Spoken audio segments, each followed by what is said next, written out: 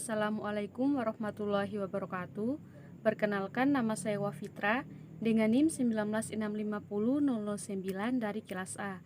Dalam video kali ini, saya akan menjelaskan materi tentang rekayasa perangkat lunak atau software engineering. Pertama, sejarah software engineering. Pada tahun 1950, istilah software engineering digunakan pertama kali pada akhir 1950-an dan awal 1960-an.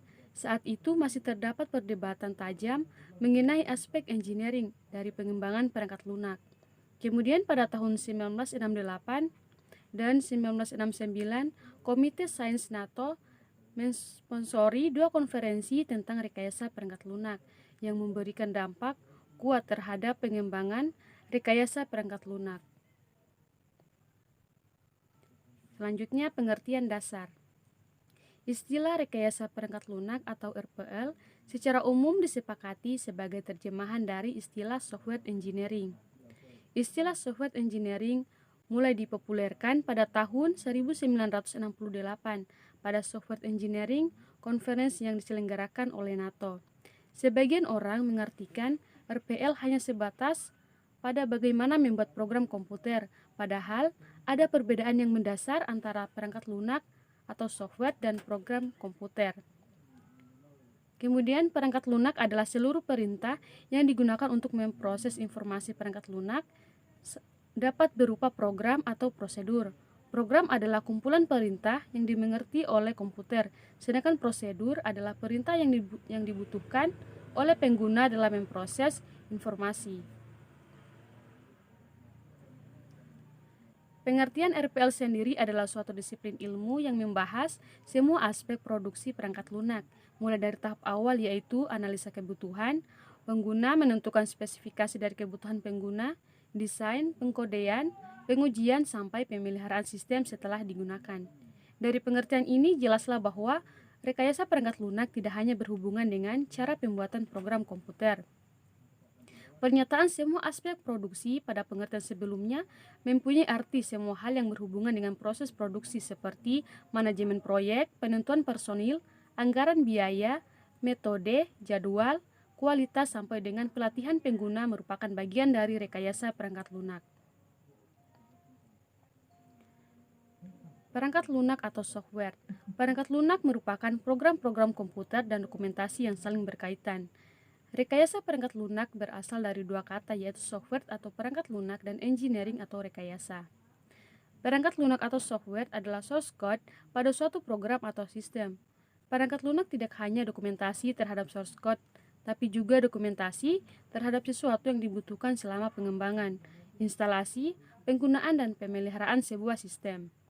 Engineering atau rekayasa adalah aplikasi terhadap pendekatan sistematis yang berdasar atas ilmu pengetahuan dan matematis serta aplikasi tentang produksi terhadap struktur, mesin, produk, proses, atau sistem. Rekayasa perangkat lunak adalah suatu disiplin rekayasa yang berkonsentrasi terhadap seluruh aspek. Selanjutnya, perkembangan rekayasa perangkat lunak. Meskipun baru dicetuskan pada tahun 1968, namun RPL telah memiliki sejarah yang cukup panjang. Dari sisi disiplin ilmu, RPL masih relatif muda dan akan terus berkembang. Arah perkembangan yang saat ini sedang dikembangkan antara lain meliputi pada tahun 1940-an, komputer pertama yang membolehkan pengguna menulis kode program langsung. Pada tahun 1950-an, generasi awal interpreter dan bahasa makro generasi pertama compiler. Pada tahun 1960-an, generasi kedua compiler komputer mainframe mulai dikomersilkan. Pengembangan perangkat lunak, pesanan konsep software engineering mulai digunakan. Kemudian pada tahun 1970-an, perangkat pengembangan perangkat lunak dan perangkat mini komputer komersial. Pada tahun 1980-an, perangkat komputer personal atau PC komersial, peningkatan permintaan perangkat lunak. Pada tahun 1990-an, pemrograman berorientasi objek atau OOP, Agile Process dan Extreme Programming, peningkatan drastis kapasitas memori dan peningkatan penggunaan internet. Kemudian pada tahun 2000-an, platform interpreter modern, yaitu Java, .NET, PHP, dan lain-lain outsourcing. Selanjutnya, ruang lingkup rekayasa perangkat lunak atau software engineering. Di sini terdiri dari dua bagian. Yang pertama, rekayasa perangkat lunak telah berkembang sejak pertama kali diciptakan pada tahun 1940-an hingga kini. Kemudian fokus utama pengembangannya adalah untuk mengembangkan praktek dan teknologi untuk meningkatkan produktivitas para praktisi pengembangan perangkat lunak dan kualitas aplikasi yang dapat digunakan oleh pemakai.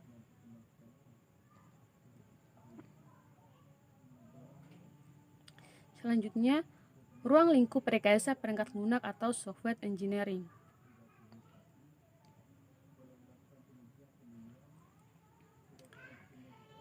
Di sini terdiri dari beberapa bagian. Yang pertama, software requirement, software design, software construction, proses, software quality, tools dan method, manajemen, software testing, software maintenance, dan configuration management.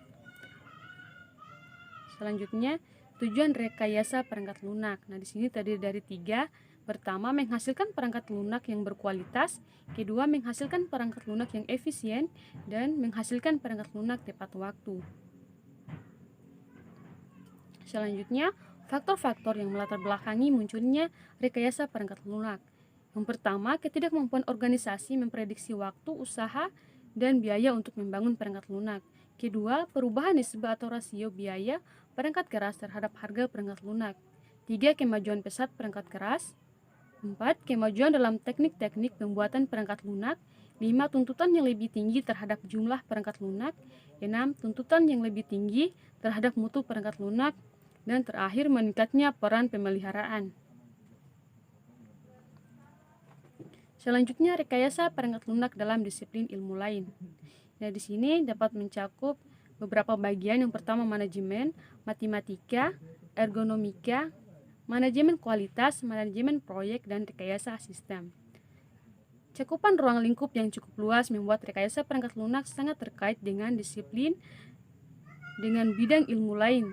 Tidak saja subbidang dalam disiplin ilmu komputer, namun dengan beberapa disiplin ilmu lain di luar ilmu komputer. Hubungan keterkaitan rekayasa perangkat lunak dengan ilmu lain dapat dilihat pada gambar.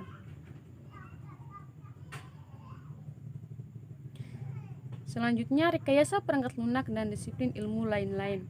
Bidang ilmu manajemen meliputi akuntansi, finansial, pemasaran, manajemen operasi, ekonomi, analisis kuantitatif, manajemen sumber daya manusia, kebijakan, dan strategi bisnis.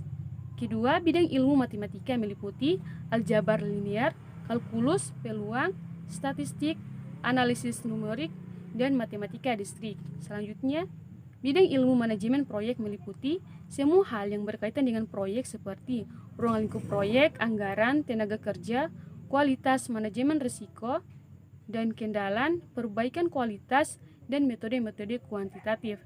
Selanjutnya, bidang ilmu ergonomika menyangkut hubungan atau interaksi antar manusia dengan komponen-komponen lain dalam sistem komputer. Selanjutnya, bidang ilmu rekayasa sistem meliputi teori sistem, analisis biaya keuntungan, pemodelan, simulasi, proses, dan operasi bisnis. Lanjut, sifat dan karakteristik software. Pertama, software merupakan elemen sistem logik dan bukan elemen sistem fisik seperti hardware. Kedua elemen ini tidak aus tetapi bisa rusak. 3. Elemen software itu direkayasa atau dikembangkan dan bukan dibuat di pabrik seperti hardware. Selanjutnya, perbedaan hardware dan software. Pertama, hardware manufactured, kedua wears out, ketiga built using components, keempat relatively simple. Kemudian software developed atau engineered, deteriorated, custom built, dan kompleks. Selanjutnya, kategori perangkat lunak secara umum. Kategori perangkat lunak secara umum dapat dikelompokkan sebagai berikut. Pertama, perangkat lunak sistem, di mana sekumpulan program yang ditulis untuk melayani program-program yang lain, seperti compiler, editor, dan utilitas pengatur file. Yang kedua, perangkat lunak real time, di mana program-program yang memonitor atau menganalisis atau mengontrol kejadian dunia nyata pada terjadinya atau real time event. Yang ketiga, perangkat lunak bisnis, di mana memproses informasi bisnis seperti payroll dan inventory. Yang ketiga, selanjutnya perangkat lunak teknik dan ilmu pengetahuan, di mana ditandai dengan penggunaan algoritma number crunching. Selanjutnya, embedded software, di mana produk yang ada dalam read-only memory dan dipakai untuk mengontrol hasil dan sistem untuk keperluan konsumen dan industri. Selanjutnya, perangkat lunak komputer personal sesuai kebutuhan personal, pengolah kata, angka, dan manajemen database. Selanjutnya, perangkat lunak kecerdasan buatan, di mana menggunakan algoritma non-numeris untuk memecahkan masalah kompleks yang tidak sesuai untuk perhitungan atau analisis secara langsung. Selanjutnya, tipe-tipe software. Pertama, sistem software, di mana sekumpulan program yang ditulis untuk melayani atau menunjang program lainnya seperti compilers, editor, utility, sistem operasi, driver, dan proses telekomunikasi. Yang kedua, application software, di mana program standalone yang digunakan untuk menyelesaikan kebutuhan bisnis tertentu, seperti aplikasi untuk memfasilitasi kegiatan bisnis atau pembuatan keputusan teknik atau manajemen, point of sale, transaction processing, real-time, manufacturing process control. Yang ketiga, engineering and scientific software, di mana software yang dicirikan dengan algoritma numerik, aplikasinya berkisar dari astronomi sampai vulkanologi, analisis otomotif sampai dinamika orbit ruang angkasa. Software ini banyak digunakan dalam bidang engineering dan sains. Contoh CAD atau Computer Aided Design, simulasi sistem. Selanjutnya, tipe-tipe software. Yang pertama, embedded software, di mana software disimpan dalam memori tetap atau ROM, read-only memory, digunakan untuk mengontrol fungsi sebuah produk.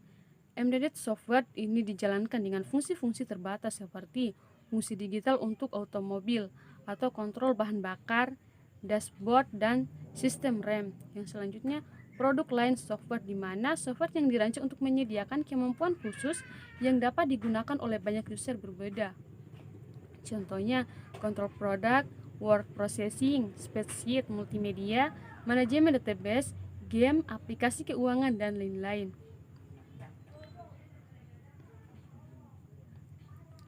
Selanjutnya, web application, di mana software yang berpusat pada jaringan software ini menyajikan informasi berupa teks atau grafik. Web apps tidak hanya menyediakan fitur-fitur standalone, fungsi komputasi dan konten kepada end user, tetapi juga terintegrasi dengan database perusahaan dan aplikasi bisnis. Yang selanjutnya, artificial intelligence software, di mana software banyak digunakan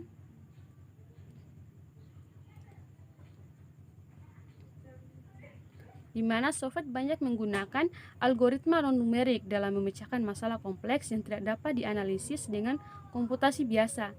Saat ini, bidang artificial intelligence yang paling berkembang adalah expert system atau knowledge-based system. Bidang aplikasi lain dari software AI adalah pengembangan citra dan suara atau image and voice pattern recognition, pembuktian teorema neural network, dan game.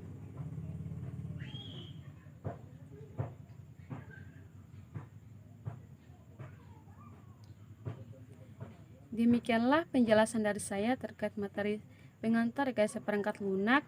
Lebih dan kurangnya mohon dimaafkan. Saya akhiri dengan ucapan wassalamualaikum warahmatullahi wabarakatuh.